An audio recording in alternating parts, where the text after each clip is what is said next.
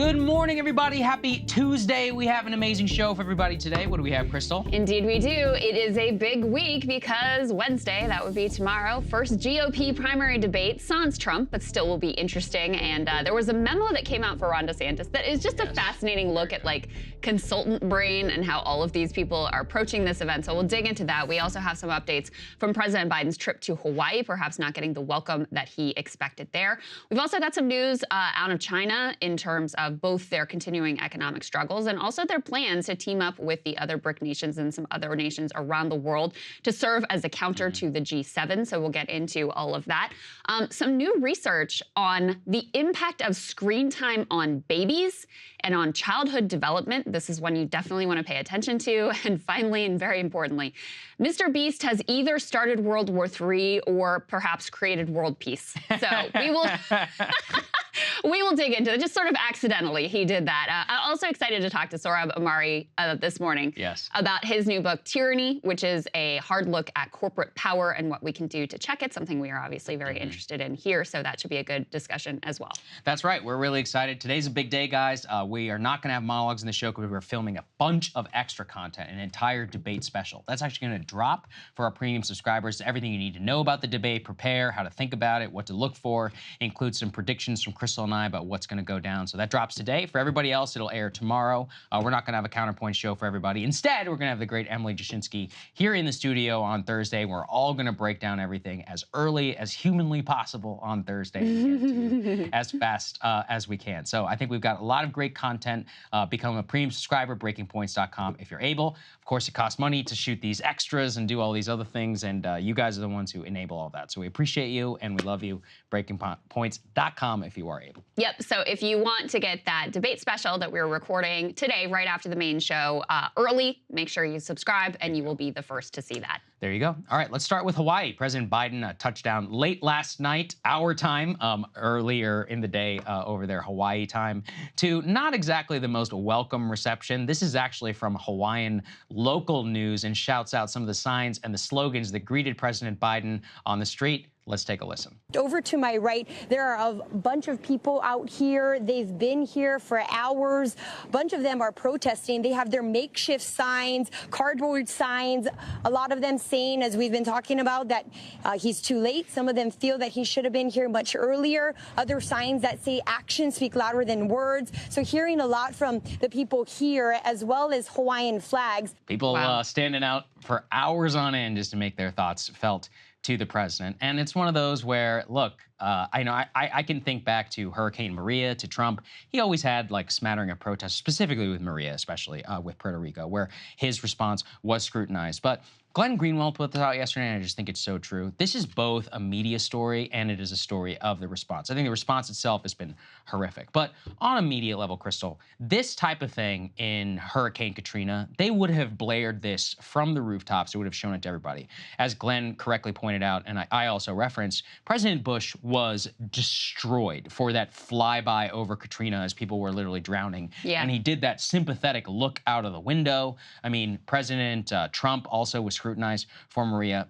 Biden takes days, I mean, almost 2 weeks in order to visit the site of this disaster after barely opening his mouth about this. You have protesters and people on the ground. Let's keep this in mind. This is a Democratic state that voted 2-1 for President Biden. These aren't just, like Republican trolls that are coming out and saying this. I think they're rightfully outraged. And we're basically hearing this from local media. We're really not even seeing any pickup by the actual mainstream press. Very little bit of criticism in the Washington Post, Wall Street Journal, a few of those other places. But, the talking heads, like, they're basically giving him a pass on what is objectively a total disaster of a response here. I mean, to be clear, the media was right to take a very harsh lens to Bush's response to Katrina, which was, I mean, not only callous and horrific, but also just the response itself was completely catastrophic. They were correct to take a harsh lens to President Trump's response to Hurricane Maria. That was, that was the right thing to do because there were true failures there, and also on the level of, the optics of seeming like you actually care about these Americans who are suffering. He fell far short of the mark. But there has not been a similar level of scrutiny of Biden, and certainly in terms of online. I mean, the amount of backlash to even, a little bit of criticism of the president for, let's not forget, his the first questions he got about this, he was sitting on the beach and he appeared to say no comment. Then he plans a vacation to Tahoe, which he, was shamed into leaving briefly to go down and make this visit. And more critically, what we are hearing from the ground, from the people who are there living this nightmare, is that the response and recovery effort and the relief effort has been woefully inadequate.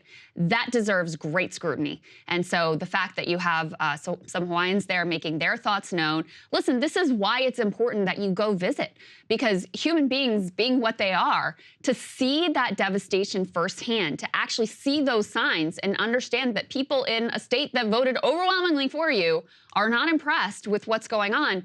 Hopefully those things could make an impact. Just take a look at some of the images that he would have been seeing with his own eyes. Go ahead and put this up on the screen, guys. This is what his motorcade was driving by there on the island. I mean, I just can't imagine this being my town, that devastation. I mean, those burned out cars, the buildings, just everything absolutely decimated. And keep in mind, guys, we still don't have a full body count. We still don't even know how many lives were lost here. The last number I saw is 111. They haven't finished going through this area to recover all of the human remains. There are still hundreds of people who are missing. Residents fear that the death toll is going to be much higher than where it is now. So you just can't understate the massive, horrific impact of this tragedy. Krystal, there are 850 missing people still as we air this segment. Let's all be honest here about, and listen, I hope they turn up. I hope everything works out, but it's been a long time since those fires. And if they haven't at this point, I know they found some children and all that. That was about, several days ago, but this is a devastating disaster. I mean, on the ground, they are saying the local death toll estimate is somewhere in the 400s and likely going even higher. So this is one of the biggest tragedies, worst wildfires, as you've always said, in over a century? Over a century. Over a century with all the technology we've had. We've done multiple segments here scrutinizing the disaster response, the legal monopoly of the actual power utilities, the lack of scrutiny there. President Biden, offering these people some $700 one-time payment, which I'll never get over, on the exact same day requesting $25 billion in extra assistance, of military assistance to the country of Ukraine, including humanitarian assistance, probably even more so than what's been requested for Hawaii so far. It's just outright outrageous. And, look, as you said, it's not just about why shouldn't he have, it's not just the visit. It's that, where is the whole of government approach? Where is the cabinet secretaries? Where is the energy and the action from the government here in the actual response? The residents on the ground are saying, FEMA's not here. We don't know where they are.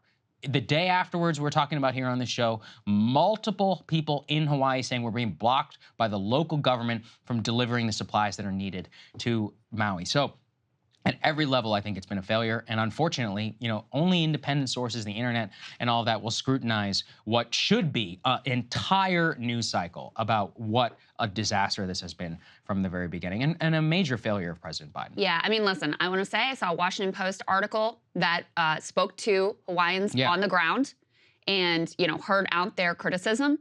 That's pretty much all I've seen. That's the same. That's about it. Yeah. Compare that again to, coverage of past tragedies under other presidents, and you see if the media has applied the critical lens to this president that deserves to be based on what we've seen on the ground. Hey guys, if you like that video, go to breakingpoints.com, become a premium subscriber, and help us build the best independent media organization on the planet. That's right. We're subscriber funded. We're building something new. We want to replace these failing mainstream media organizations. So again, to subscribe, it's breakingpoints.com.